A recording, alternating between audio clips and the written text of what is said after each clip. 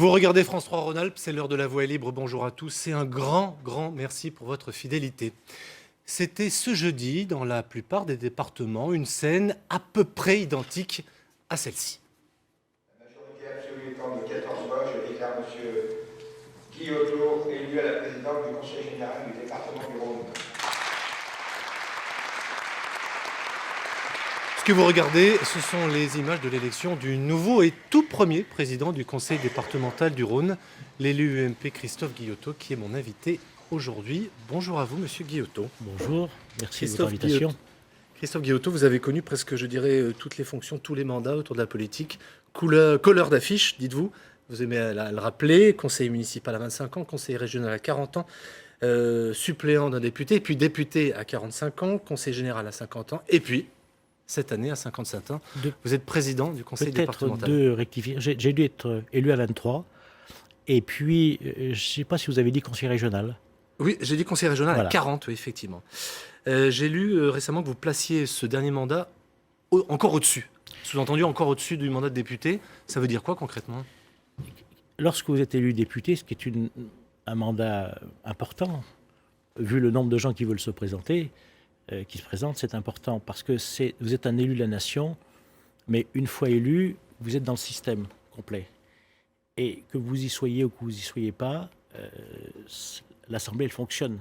Vous faites partie des 577 députés. Mais quand vous êtes le président d'une institution, quand vous êtes le maire, par exemple, vous êtes le patron. C'est vous qui avez la charge d'abord du personnel. Ce département du Rhône, c'est 1700 personnes. C'est vous qui avez la charge de faire fonctionner. Donc ça change tout. Ça change tout. Là, c'est votre premier exécutif. C'est la première fois que vous êtes le patron d'un exécutif, que vous avez aussi à gérer une assemblée et une administration. Une administration de 1700 personnes, un budget de 528 millions, des contraintes, et puis j'imagine qu'on va en parler, cette relation avec notre partenaire qui est Gérard Collomb. On en parlera tout à l'heure. J'ai une question tout de suite avant de faire intervenir notre premier invité. Quid de votre mandat de député, monsieur Guillotot ? Parce que ça fait beaucoup quand même finalement, gérer un département comme le Rhône avec les nouveaux défis et votre mandat de député. C'est très marrant cette question parce que jusqu'à présent, ça ne posait pas de problème quand on était sénateur. Non, on l'a posé souvent à Michel Mercier. Mais vous entendez voilà, mais Michel Mercier, ancien si vous patron voulez, du département du Rhône. ça ne pose pas de problème à M. Gérard Collomb d'être maire, d'être président du Grand Lyon, d'être président des Hospices. On lui a également posé la question de manière régulière. Du Citral et des sénateurs aussi. Alors, je crois que les journées, pour ceux qui veulent, ont plus de 24 heures. Travailler, ce n'est pas une difficulté. Et c'est pour ça que j'ai choisi aussi autour de moi une équipe jeune, rajeunie, compétente. Voilà. Et ça fait beaucoup quand même. Non. Mais j'avais déjà demandé avant. Donc les choses ne se posent pas comme ça. Je crois qu'aujourd'hui, regardez autour de... Votre autre mandat, je le rappelle, c'est conseiller général. Là, vous êtes du coup patron, quoi. C'est voilà, un peu différent. Mais je trouverai le temps nécessaire à la fonction de président du département. Pour débattre autour de ce Rhône amputé de la métropole lyonnaise, de ses défis, des priorités du nouveau conseil départemental, j'ai invité sur ce plateau Sheila McCarron, tout juste élue conseillère départementale PS dans le canton de l'Arbrel. Bonjour à vous. Bonjour. Alors jusqu'alors, vous étiez également conseillère municipale de la commune de l'Arbrel, 6000 habitants à l'ouest de Lyon et conseillère régionale socialiste. Un mandat, du reste, que vous allez sans doute abandonner dans quelques semaines. Seulement 2 socialistes face à 24 conseillers de droite du centre de l'UMP. Bien difficile pour vous d'exister. Écoutez, on ne va pas chômer, je pense, hein, c'est certain. Nous allons essayer d'être partout, aussi bien en commission que dans l'Assemblée, présents et audibles. Mais c'est surtout dans les organismes extérieurs que ça va être un peu compliqué de couvrir l'ensemble du département, je pense. Alors ce nouveau Rhône, il s'appelle bien le Rhône administrativement, compte désormais 438 000 habitants, passant de la première à la 5e place des départements Rhône-Alpes. Revenu fiscal moyen, vous allez le découvrir dans un instant, qui est légèrement supérieur à la moyenne régionale, et un taux de chômage qui est un peu inférieur à 8%. Sa population est, on va dire, plus aisée, plus jeune, plus qualifiée que la moyenne nationale, avec néanmoins de fortes disparités territoriales. Autre donnée importante aussi, à peu près la moitié de ces néo-rhodaniens, je ne sais pas comment les appeler, les rhodaniens, on va les appeler encore, doivent sortir leur département pour aller travailler. Ce que j'aimerais savoir tous les deux, c'est quelles sont vos priorités en termes de population, d'accompagnement de ces populations, de proximité également, puisque c'est une des fonctions premières du département. Quelles sont, Monsieur le Président, vos priorités là-dessus ? On ne va pas faire l'ensemble de votre programme, mais vous êtes arrivé il y a 48 heures. Quelles sont vos priorités ? Mes priorités, ce sont des prioritaires budgétaires. On a un département qui a un budget de 528 millions. un endettement par habitant qui a progressé mécaniquement, en passant par les métropoles. On était dans la nuit du 28 décembre, 29 décembre à 400 et quelques euros par habitant. On est passé à 780. Oui, on explique juste mécaniquement parce que vous avez perdu des habitants, Bien donc sûr. évidemment la charge est plus lourde sur chacun des habitants. On a une dette qui a augmenté de 35% depuis 2008. On a 80 millions d'emprunts structurés, ce qu'on appelle les emprunts toxiques, et on a une dette qui fait 306 millions.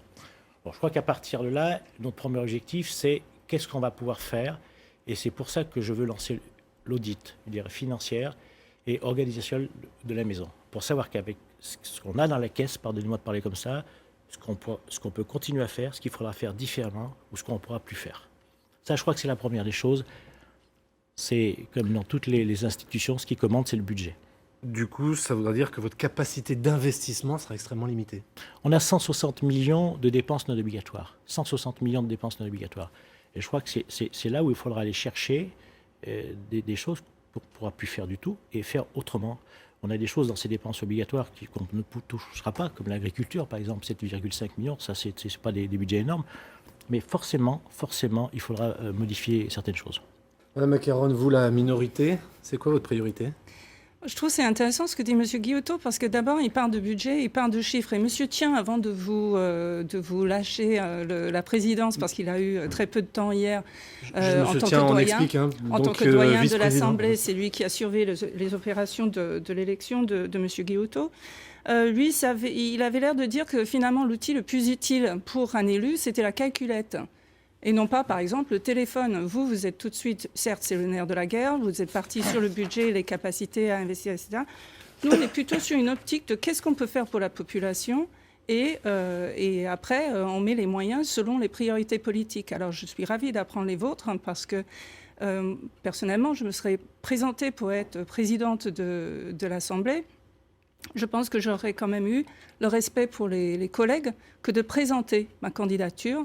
Moi, je n'ai pas su, avant que vous parliez à l'instant, quel était votre programme pour le département. Et c'est sûrement pour ça que j'ai voté blanc. Mais si vous avez... C'est normal que vous ne connaissiez pas mon programme. D'abord, on n'était pas candidat dans le même canton. Que vous étiez... Je parle du programme pour le département dans son ensemble, monsieur. Mon programme que je veux mettre en œuvre comme président, ça sera celui de ma famille politique, celui qui a été décliné dans les 13 cantons. On est arrivé, nous, à ces élections d'une façon unie sur 12 cantons, des binômes UMP, 3 cantons qui avaient été binômés avec l'UDI, et nous avions fait un programme départemental.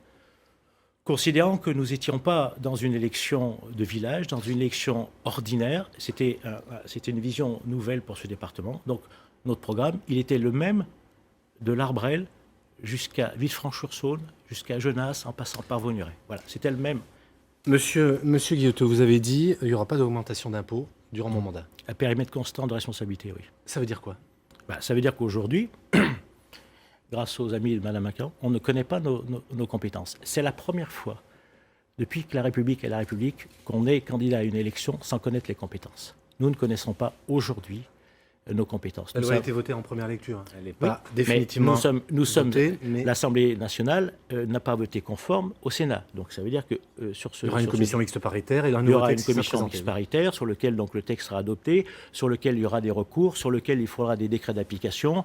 Donc ça veut dire que sur une période au moins d'un an et demi, on aura les compétences actuelles. Et que quand on aura fini ces recours, quelles seront nos possibilités en fonction de ces nouvelles compétences qu'on nous enlèvera. Donc vous réservez le droit potentiellement d'augmenter les impôts finalement si vos compétences changent. Si on transfère les compétences transport à la région, je veux dire que ça va complètement changer. J'imagine que la région ne nous fera pas cadeau du transport de nos collégiens. Tout à fait. Mais ce qui est intéressant, c'est que vous dites quand même que pendant une année, au moins, on sera à budget constant, mais vous lancez quand même un audit. Non, pas à budget constant, à responsabilité égale. À compétence égale, on sera à budget constant. Donc, en fait, pourquoi cet audit ?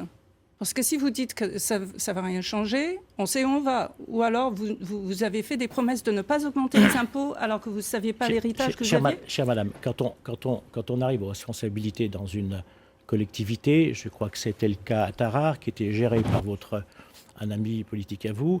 Le maire de Tarare, quand il est arrivé, le nouveau maire de Tarare, M. Pélachon, il a fait l'audit. Il a fait l'audit pour savoir ce qu'il y avait dans la Oui, caisse. tout à fait, sauf qu'il ne s'est pas avec- engagé à ne pas augmenter les impôts avant Non, de non, non, savoir mais, de non, mais quoi il n'y a il pas que les parlait. impôts qui comptent, il y a aussi le fonctionnement, il y a les fameux 160 millions. Moi, je veux savoir pourquoi on en est aussi arrivé à 80 millions d'infrastructures, et je veux le savoir. Pourquoi ça a été signé, comment ça a été signé, pourquoi on a pris un taux variable, pourquoi on est allé s'indexer sur le franc suisse. Voilà, je veux savoir plein de choses. Pourtant, vous étiez conseiller général à l'époque, Non, vous n'avez pas suivi non, le non. débat? Non, pas sur les infrastructures. Ils ont été signés entre 2006 et 2008. J'étais même pas élu au conseil général.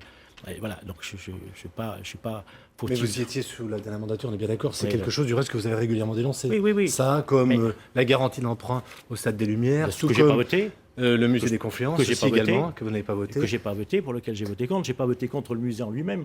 J'ai voté contre le fait qu'on parte à 90 millions, qu'on finisse à 350. Voilà ce qui me gêne. Qu'on fasse un musée, ça peut. Pourquoi? On n'est pas dans une compétence du Conseil général, mais qu'on apporte de la culture, c'est important. Mais qu'on finisse pas à 350 millions. Alors, je voudrais vous relancer sur la question que j'ai posée tout à l'heure. J'ai compris une des priorités. De votre côté, vous êtes élu sur l'Ouest lyonnais. Votre priorité, je parlais tout à l'heure des déplacements. C'est une question importante quand même. On estime que 4 habitants du Rhône résident à Lyon, mais vont travailler dans le Rhône, et que 48% en fait des gens qui résident dans le Rhône vont travailler à Lyon. Donc il y a un effet pendulaire très très fort entre la métropole et le département. Cet enjeu sur les déplacements, c'est un enjeu central selon vous? Oui, il y a un énorme chassé-croisé le matin. Avant, si on allait en voiture à Lyon, dans le sens ouest lyonnais-Lyon, il n'y avait personne qui remontait. Maintenant, il y a autant de monde qui sort à Dardy qui rentre à Lyon presque.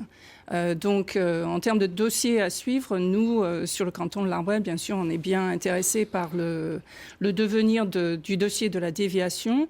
C'est un dossier important, non pas parce que c'est l'Arbrel et c'est ma commune, mais parce que j'ai dit pendant la campagne que cette départementale 389, c'est un peu la colonne dorsale de notre canton, et on a une espèce d'hernie discale à l'Arbrel qu'il faudrait quand même résoudre. Donc une opération de ce genre, si je peux me permettre le jeu de mots, est vraiment essentielle pour désenclaver tout l'Ouest lyonnais et fluidifier les déplacements. Ceci dit, je ne suis pas pour le tout routier. À terme, ce serait bien de pouvoir prolonger la voie ferrée, mais très clairement, dans le contrat plan État-région, ce n'est pas la priorité pour l'instant, parce qu'on a déjà des voies qu'il faudrait réparer pour qu'elles soient opérationnelles. Christophe Guillotot, en termes d'investissement Alors, d'un mot sur le contrat État de plan. Madame a beaucoup de chance de le connaître, parce que les conseillers régionaux, moi je ne connais pas le contrat État-région. C'est la première fois qu'il y a un contrat de plan État-région qui se vote sans que les parlementaires en soient associés. Ça, c'est un petit détail. Je crois qu'il faut voir deux choses dans ce qu'on appelle la mobilité. Il y a le transport en lui-même, ça c'est 58 millions. 58 millions pour le Citral. Je vous passe le TRD à côté qui fait 6 millions. Et il y a ce qu'on appelle la voirie. La voirie, donc, qui fait un total de 101 millions. Donc il faut voir voirie et transport, mais qu'aujourd'hui, l'attraction de la ville de Lyon, de la métropole, est quelque chose d'important. Alors, pour ce qui est la déviation de l'Arbrel, on a 4 grands dossiers de déviation: l'Arbrel, Saint-Bel, Amplepuis et Chaponneau. Moi, je ne suis pas contre. Et Chaponneau, si. Non, mais c'est Amplepuis qui me fait un peu tiquer. Mais attendez, vous savez que j'étais contre. Donc voilà, comme par hasard qu'on a essayé de voter 15 jours avant de partir. C'est bien, on a Voilà, au moins un sujet d'accord pendant le mandat. C'est déjà ça. On va s'accrocher à ça. Et que si ce n'est pas voté, c'est grâce à moi. Donc voilà, je suis assez d'accord avec vous, et j'ai ferraillé sur ce dossier avec quelqu'un qui est votre binôme. Il en demeure pas moins que j'ai des projets à 10-15 millions de pièces, et que je suis confus, mais ce dossier de l'Arbrel, mais qu'est-ce qu'on a attendu, et qu'il a été mal géré. Et qu'est-ce qu'a fait le conseiller général de l'Arbrel pendant des années sur ce dossier? Pas grand-chose. Je ne vous dis pas le contraire, voilà, mais il ne faut n'était pas jeter la pierre à ceux qui côté. étaient là avant, mais entre nous, ça aurait dû être fait depuis longtemps. Mais c'est un dossier qui fait quand même débat entre ceux qui le veulent là, ceux qui ne le veulent pas là. Mais c'est vrai que la situation... Tout le monde, je vous corrige juste, dans nos réunions publiques nombreuses, les Éveusiens, parce que vous faites allusion à cette commune-là, étaient d'accord pour dire qu'il fallait une déviation, juste pas chez eux. Donc c'est un peu fâcheux. Mais il faut une déviation à l'Arbrel. Je suis d'accord avec vous. C'est le prolongement de la 89 qui part dans ma circonscription. Je suis d'accord. Très bien. Travaillons ensemble dans ce sens. Mais on est tous élus pour travailler ensemble. Mon Dieu, c'est une main tendue là auquel j'assiste sur le c'est- plateau de la voix libre, c'est pardon, fantastique. Mais pardon, mais c'est pas pour ça qu'on pourra faire tout de suite ce contournement. Il faut qu'il soit calibré, il faut qu'il soit acté, qu'il soit validé. Il faut que les élus, parce que quand on fait une route, il faut exproprier. Il faut aussi faire, je dirais, des mécontents. Donc sur la déviation de la voile, je vous promets, on travaillera dessus. J'espère qu'il pourra se faire sur ce mandat. Alors avant de vous laisser partir chez la Macaronne, je vais me permettre une légère digression. Je voudrais vous faire écouter extrait d'un reportage sur la parité absolue, sur l'arrivée des femmes dans les conseils départementaux. Ce reportage a été diffusé au lendemain du second tour dans nos éditions spéciales. Vous étiez avec nous sur le plateau lundi matin. J'ai pas eu le temps de vous laisser réagir parce qu'on a été au bout de l'émission. Et je voudrais vous faire écouter juste un extrait de reportage pour entendre votre réaction. En plus, elle est liée à une chose fondamentale qui s'était passée pendant cette élection. L'assemblée la plus machiste, pourrait-on dire, est devenue l'assemblée paritaire. On écoute cet extrait de reportage. Déjà conseillère municipale depuis un an, cette mère de famille de 43 ans s'attend à devoir en faire encore plus. Je pense qu'un homme politique fait moins de sacrifices qu'une femme. Mais pour la plupart, n'a pas une maison à gérer, n'a pas le souci d'un enfant qui dort pas bien, d'un médicament oublié, d'une réunion avec l'instituteur oublié, ou voilà, le petit goûter qui n'est pas mis dans le cartable, enfin des petites choses comme ça. Chez le Macaronne, ça vous a fait réagir. Vous pouvez nous faire partager votre réaction. Puis j'aurai une question. C'est vraiment la question qu'on nous pose. Moi, je pense qu'on a d'autres sujets à débattre que cette histoire de parité. Je veux dire, on est quand même 50% de la population. Ça me semble que normal qu'on soit représenté à hauteur égale dans les instances. Bon, j'avais l'habitude à la région et c'est déjà le cas dans les municipalités. Je me félicite effectivement que ce soit que la place des femmes soit reconnue par certains, peut-être pas par cette dame, comme moi je l'entends en tout cas, mais c'est quand même dommage d'être obligé de légiférer pour en arriver là. Mais c'est désolant d'entendre une femme s'enfermer dans sa propre caricature que de dire nous on fait plus de sacrifices. Vous avez l'impression, vous, Monsieur Guillotot, je pense que vous avez 4 enfants, d'avoir fait moins de sacrifices que moi. Oh, c'est les pires, franchement. Non, mais c'est un discours d'une autre époque et ça me désole. Franchement, il faut s'organiser, il faut savoir déléguer et puis il ne faut pas non plus faire l'apologie de son sexe pour dire que c'est plus compliqué pour nous que pour les autres. Vous partagez cette opinion? Moi, j'ai vécu, vous parliez tout à l'heure de mes mandats anciens, j'ai vu arriver la parité dans les conseils municipaux. C'était une très bonne chose. La vision qu'ont apporté les femmes dans des domaines qui étaient un peu parfois compliqués pour les hommes, le social, l'école, était une très bonne chose. On ne reviendra jamais plus en arrière. Sur ce qui c'est des domaines réservés pour les femmes, le social tout, et les écoles? Mais elles ont apporté un regard nouveau, différent. Pourquoi? Parce qu'elles ont une expertise qui n'est pas la même qu'un homme. Pourtant, vous êtes un élu de proximité, vous ne faites pas les Bien sorties sûr, d'école? mais pardonnez-moi, mais les femmes n'ont pas forcément les mêmes regards que les hommes sur certains points de la société. Si vous me parliez tout à l'heure de défense, je pense que vous n'avez pas le même regard que le monsieur qui va venir après vous. Donc je crois qu'il y a des spécificités. Je suis surtout pas spécialiste. Voilà, donc voilà. Et je ne suis pas un spécialiste de ce que peut être les crèches, que peut être les choses comme ça, et qui sont des choses extrêmement importantes. L'arrivée, donc je vous dis, des femmes dans les constitutions était une bonne chose. Et qu'on est dans une assemblée nouvelle, départementale, c'était difficile de trouver les femmes. C'était difficile de trouver les femmes pour faire les listes. Mais on y est arrivé, chaque parti politique est arrivé. Et je trouve que maintenant, on est dans une assemblée mixte, c'est une bonne chose. J'espère que quand vous serez aux négociations pour savoir qui a quelle délégation dans votre exécutif, que vous n'allez pas enfermer les femmes dans le social, dans la petite enfance. Vous avez vu, madame, que j'ai fait un exécutif paritaire. Je n'étais pas obligé de le faire et je l'ai fait. Et je l'ai fait dans l'ordre, Shabada. C'est à votre honneur. Merci beaucoup, Chez la Macaronne, d'être venu sur le plateau de France 3. Au sein de l'Assemblée nationale, Christophe Guillotot, vous êtes également vice-président de la Commission de la Défense nationale et des Forces armées, un sujet qui, semble-t-il, vous tient à cœur. Juste rapidement, pourquoi? C'est une histoire familiale? Pas du tout, c'est pas une histoire familiale. J'étais... Historiquement, la commission de la défense était une commission noble. On ne pouvait pas y aller donc, au début, comme sur mon premier mandat. C'est un peu, j'irais presque l'aristocratie des parlementaires. Voilà, c'est les finances, les affaires étrangères et l'Assemblée et la défense. J'ai pu l'obtenir sur mon deuxième mandat parce que j'ai toujours eu ce tropisme. Alors, je suis officier de marine de réserve, mais ça me donne un peu de compétences. Mais voilà.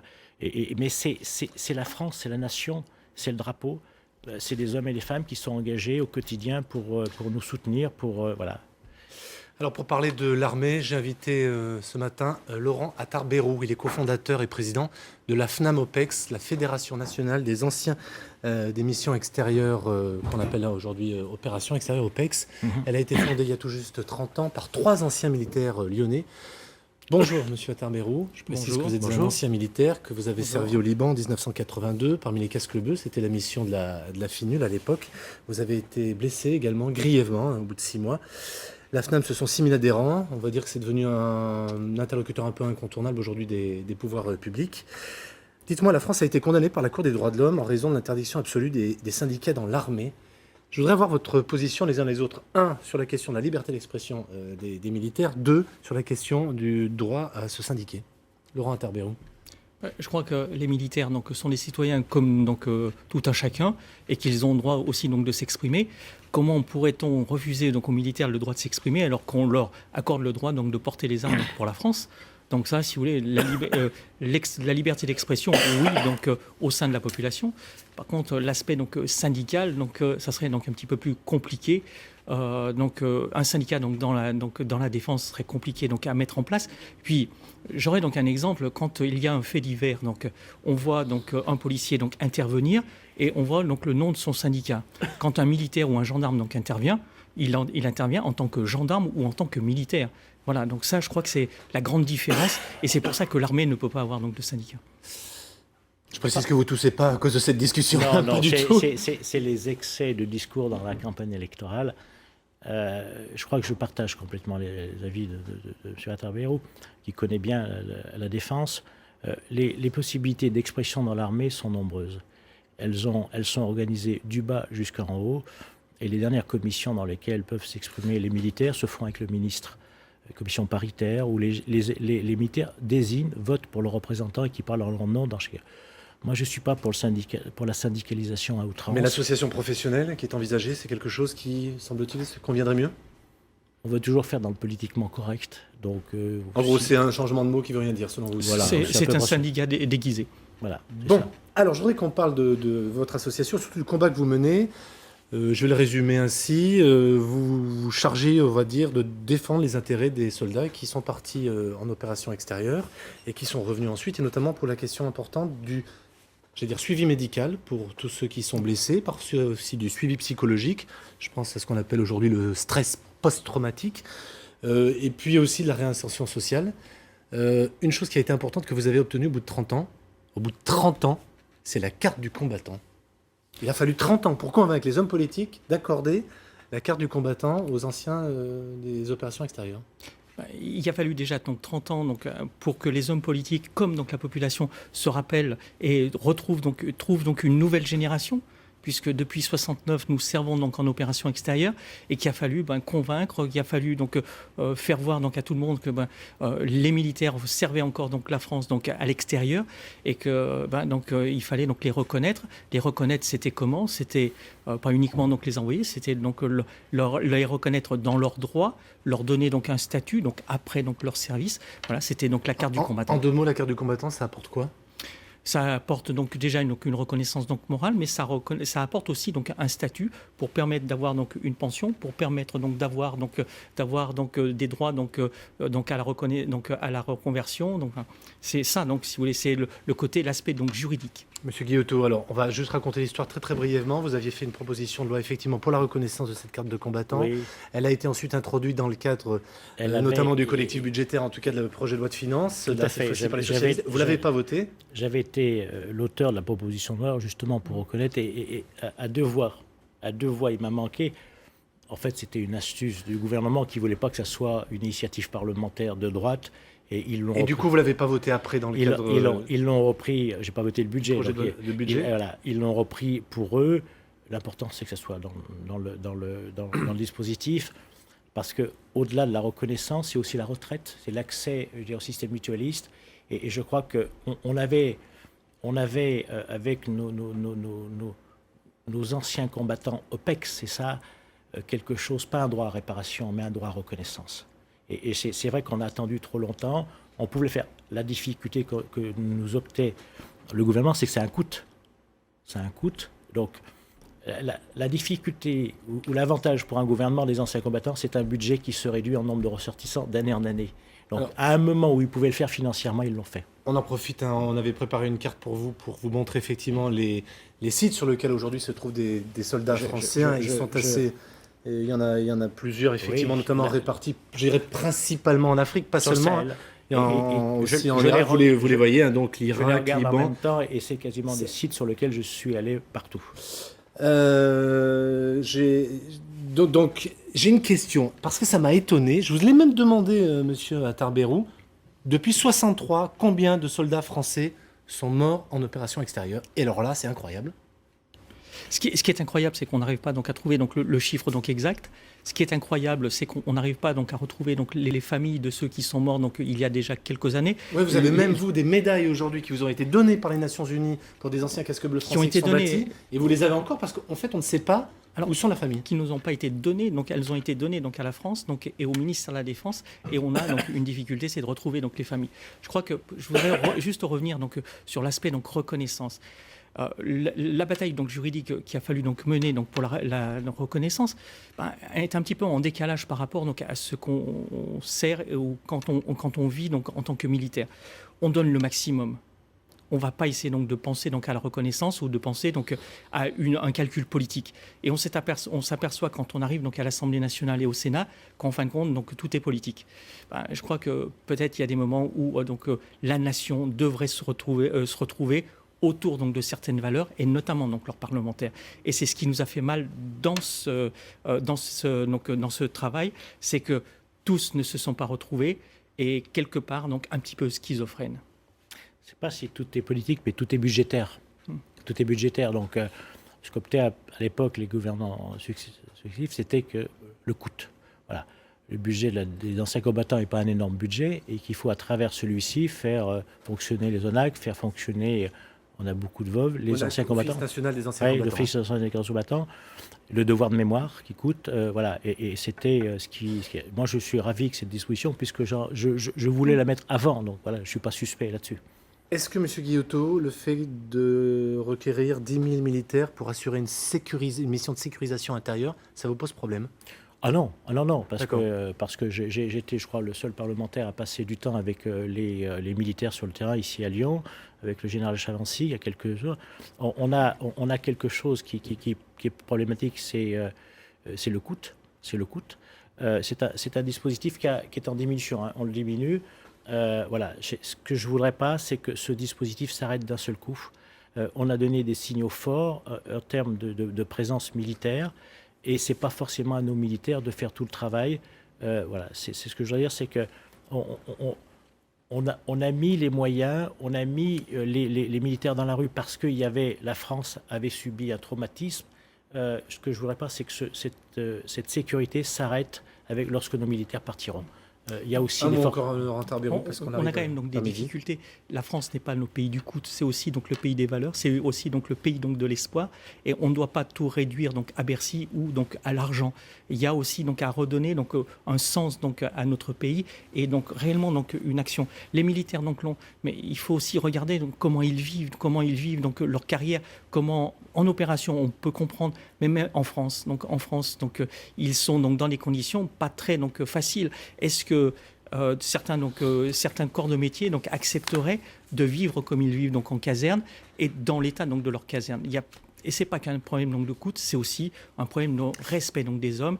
Et là, je pense que donc la communauté donc politique devrait être au firmament donc de la reconnaissance. Laurent Attard-Berrou, on a juste effleuré le sujet. Je vous propose, et je m'y engage auprès de vous, de vous réinviter un jour. C'est vous qui ferez la voix libre entièrement parce qu'on a beaucoup de questions encore à poser sur ce sujet. Merci beaucoup d'avoir été présent ce matin.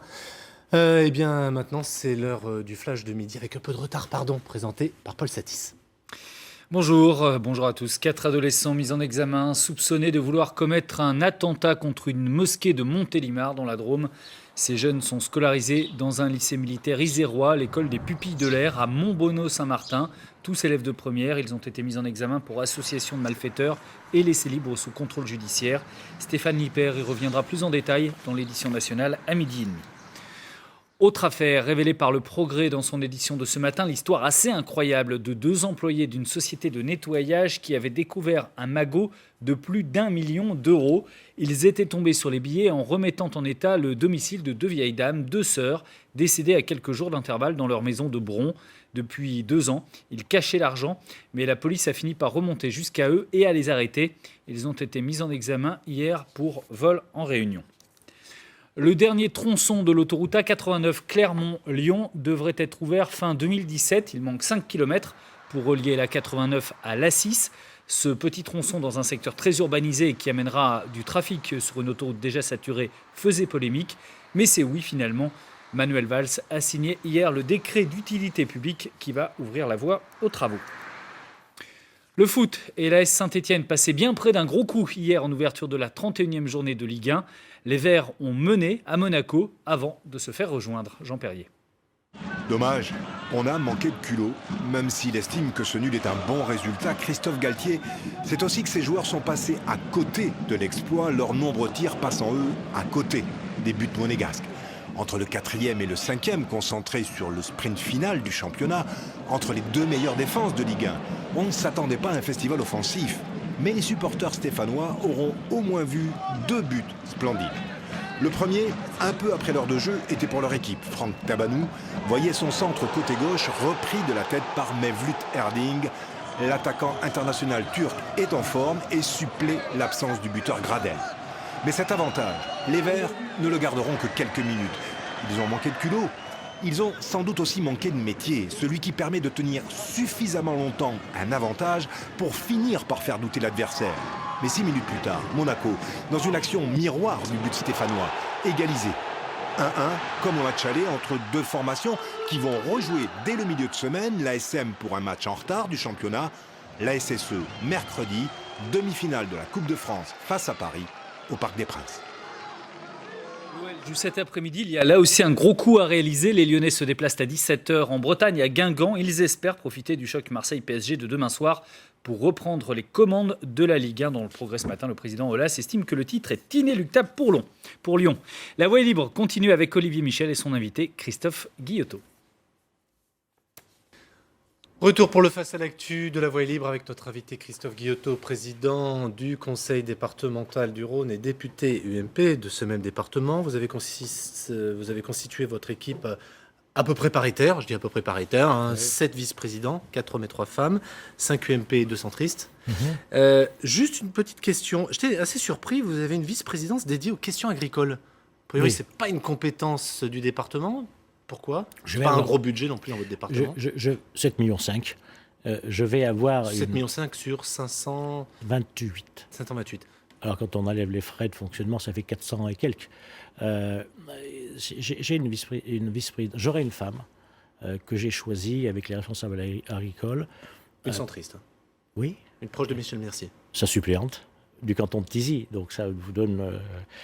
parce que ce département tel qu'il est aujourd'hui, qui part de Satolas, Saint-Exupéry pour les fins lettrés, et qui va jusqu'à Villefranche, a une dimension complètement rurale. On s'est débarrassé de la place Bellecour, de l'avenue Berthelot. On est vraiment dans le rural avec des spécificités, l'agriculture de plaine d'un côté, la forêt de l'autre, les coteaux au Mont du Lyonnais, la vallée du Rhône avec ses vins reconnus, le Beaujolais. Donc l'agriculture est quelque chose d'important. Et on veut développer les circuits courts pour que les collégiens mangent local. On veut faire en sorte que cette agriculture soit une agriculture, je dirais, qui se diffuse et qu'on l'aide parce que c'est important. Vous voyez aussi où je voulais en venir. Hein. Non. Sur le mode tractation avec les centristes, en gros, c'était donner une vice-présidence, finalement sur un périmètre relativement limité, pour satisfaire votre partenaire. Je vais vous faire remarquer que j'étais beaucoup plus généreux que Mme Chuseville. Dans l'exécutif sortant, il y avait 8 membres de l'exécutif et il y avait un UMP. Et dans le nouvel exécutif, de par la loi, il y a 7 vice-présidents et il y a 2 UDI. Vous voyez, je suis bien plus généreux. Donc, Mme Chuseville, juste pour vous préciser, c'était donc l'ancienne présidente du Conseil général. Je voudrais vous rappeler une phrase que vous avez dite à Lyon-Capitale en mars 2015. Vous parliez de l'aménagement du territoire selon Michel Mercier, qui pouvait être bienveillant avec les cantons centristes et moins avec d'autres. Et vous avez dit qu'il faudra plus de transparence et d'impartialité sur la répartition des aides. L'ère du copinage est finie. Nous devons sortir d'une gestion clientéliste. Vous assumez ? Mais j'imagine que le week-end, vous vous promenez dans le département. Vous êtes déjà monté à Tizy ? Quand on monte à Tizy, on appelle ça la voie sénatoriale. Donc moi, j'entends qu'il y ait des routes qui soient de qualité dans tout ce département. J'entends que certains cantons soient traités de la même façon de partout. On a 13 cantons, ils doivent être traités d'une façon égalitaire. Et tout à l'heure, ma collègue socialiste nous parlait de son projet de contournement de sa commune. Je regrette profondément que cette déviation n'ait pas été faite depuis 25 ans qu'on l'attend. Gérard Collomb, la métropole de Lyon, ça va être, vous le prenez au second sens, hein, bien sûr. Un gros morceau, hein, quand même. C'est un rendez-vous important. Ça sera la semaine prochaine. En l'occurrence, quelle attitude, qu'est-ce que vous attendez, en fait, de la métropole aujourd'hui? Je connais bien Gérard Collomb. On a été élus conseiller régional ensemble. On est parlementaire. On se voit en tant que parlementaire. J'ai passé les 6 mois de la Clerc avec Gérard Collomb. Les 4 membres du Grand Lyon et les 4 membres du Conseil général de l'époque qui ont fait la séparation financière. Et il est aujourd'hui le président de la métropole avec lequel le département va avoir un fonctionnement au quotidien. Toute l'administration est à Lyon, toutes les grandes entreprises sont à Lyon, tous les grands corps de l'État sont à Lyon. Et Gérard Collomb, dans la séparation de la Clerc, doit au département 75 millions, mais à côté de ça, dans le volet transport urbain, dont il est le président aujourd'hui en tant que président du Citral, je lui dois 58 millions. Il y a les pompiers sur lesquels je lui dois 20 millions. Il y a le musée des Confluences pour lequel le département souhaitait rester au conseil d'administration. Ça va à peu près faire 1,5 million. On ne sait pas à peu près les frais de fonctionnement qui sont de 20 et quelques millions. Et puis, j'ai en partage avec lui l'OPAC et puis d'autres choses qui font à peu près... Donc, en gros, vous êtes condamnés à travailler ensemble? Non, pas condamnés à travailler avec Gérard Collomb, pas condamnés à travailler avec le président de la métropole. On est partenaires, on doit travailler l'un avec l'autre. Il a toutes les chambres consulaires. Ça va être au quotidien qu'il va falloir. L'aéroport de Satolas, il est chez moi. Et c'est un outil de développement pour Lyon, économique. On ne peut pas vouloir développer le rôle sans un outil aussi performant que Satolas. Donc c'est au quotidien qu'il faudra travailler ensemble. Alors je vous ai invité, M. Guillotot, parce que évidemment vous êtes le nouveau patron département de l'Aune, parce qu'aussi on ne vous connaît pas beaucoup finalement. Je voulais savoir dans quelle tradition de droite vous vous inscrivez? Une droite classique, une droite, je dirais, décomplexée. Moi, je suis un Chiracien d'origine. C'est Jacques Chirac qui m'a fait venir à la politique. Donc c'est la personnalité dans laquelle vous vous reconnaissez le plus? Je me reconnaissais le plus. C'est ce... Moi, j'ai adhéré au RPR à l'époque, en 81, avant les élections présidentielles de 81. Même si je suis né le 18 juin, je ne suis pas forcément un gaulliste de la première heure. Voilà. Mais je suis plutôt un Chiracien. Avec ce que ça impose, le côté rural, le côté tête de veau, le côté, je dirais, sur le terrain, le côté boire des bières avec, dans les bistrots locaux, c'est ça, c'est la vraie France. Et aujourd'hui, quelle est la personnalité à l'UMP dans laquelle vous reconnaissez le plus, parmi les gens qui sont susceptibles de devenir un jour candidat à la présidentielle? Je ne suis jamais allé à l'UMP de ma vie. Jamais. Ça vous surprend, je suis allé au RPR, mais moi je suis un petit UMP indépendant, un petit travailleur indépendant. Donc j'ai reçu un petit message du président Sarkozy pour aller le voir jeudi ou mercredi, je crois. J'irai certainement. Mais voilà, j'ai fait campagne, moi, sur des valeurs qui étaient des valeurs... Vous n'êtes jamais allé rue de Vaugirard? Jamais. Ouais, je suis un garçon original. Mais bon, j'imagine que maintenant on va m'y inviter. Voilà, mais moi, je n'ai pas de groupie. Je suis un député inscrit au groupe UMP depuis toujours. J'ai un président qui est Christian Jacob, pour lequel j'ai beaucoup d'amitié. Voilà. Donc vous ne voulez pas me dire si vous êtes plus proche idéologiquement d'Alain Juppé, de François Fillon, de Nicolas Sarkozy? Non, Juppé, non, c'est pas trop mon truc, ça, quand même. Non. Donc vous hésitez entre Fillon ou Sarkozy? Non, Juppé, non, c'est plutôt... Non, c'est pas mon truc, ça, non. C'est pas votre truc? Non. Alors c'est marrant, vous venez de faire référence à votre date de naissance et je voulais en parler avec vous parce que je voudrais vous faire écouter une prise de position qui a été la vôtre au sein de la commission de la défense et des forces armées. On va l'écouter tout de suite et j'ai une question qui va derrière. J'ai un tort pour vous, ou peut-être une difficulté pour vous, c'est que je suis né le 18 juin et que je défendrai toujours la posture du général de Gaulle sur la dissuasion nucléaire et que dans ma famille, on a toujours été des défenseurs de l'armée française et de la République française et je le ferai jusqu'au bout. Monsieur Guillotot, en quoi une date de naissance confère-t-elle une légitimité? On peut naître le 25 décembre, c'est pas pour ça qu'on est légitime avec le Père Noël. Faites référence. Non, mais je suis né, moi, pendant la guerre d'Algérie. J'ai connu mon père quand il est entré de la guerre d'Algérie. Il aurait pu faire partie des 25 000 qui ne sont pas rentrés. Donc, vous voyez, mon grand-père était un grand résistant.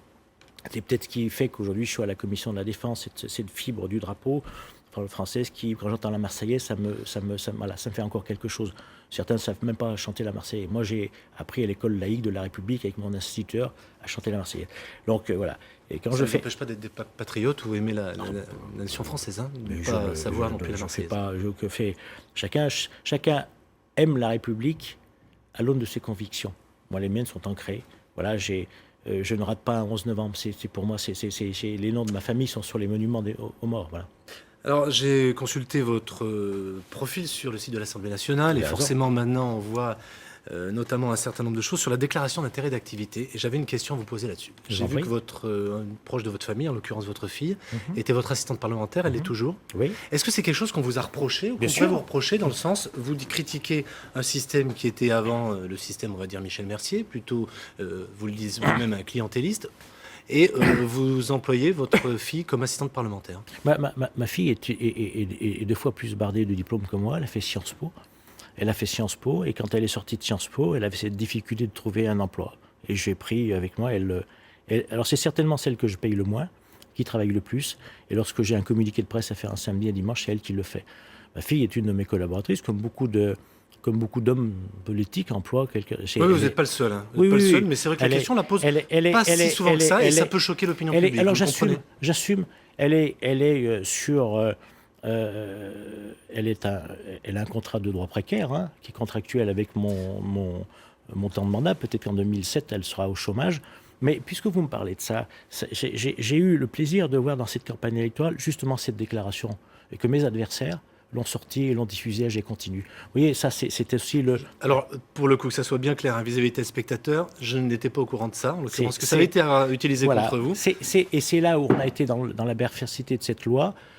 Vous êtes un élu, voilà, vous pouvez tout jeter en pâture, on peut aller voir, mais vos adversaires politiques, on ne sait rien sur eux, mais eux, ils peuvent se permettre de le faire.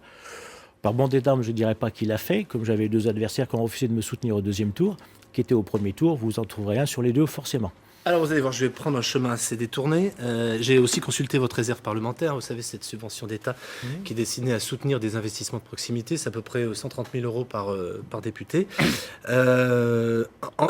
Bon, elle est diverse, on va dire, elle est assez diverse. Je passerai sur la confrérie La Tête de Haut, dont on a déjà parlé dans la presse locale. Peu importe, non, c'est pas ça. C'est quoi votre critère de choix? Mon critère de choix, c'est d'abord les communes les plus petites. Les communes les plus petites, quand je donne à mon adversaire socialiste pour l'école de sa commune, je le fais parce qu'il a besoin de mon argent pour finir son école. C'est important. Quand je donne à telle ou telle association, parce que c'est des associations de rayonnement, parce que quand je donne à un club de foot, je l'ai jamais fait. Et je vais vous dire une chose, je donne plutôt à mes adversaires pour que justement on fasse pas de reproches. C'est pas eux que vous donnez, si je puis me permettre. Oui, vous donnez aux gens qui habitent dans les villages. Du coup, dans leurs impôts, ça se sent.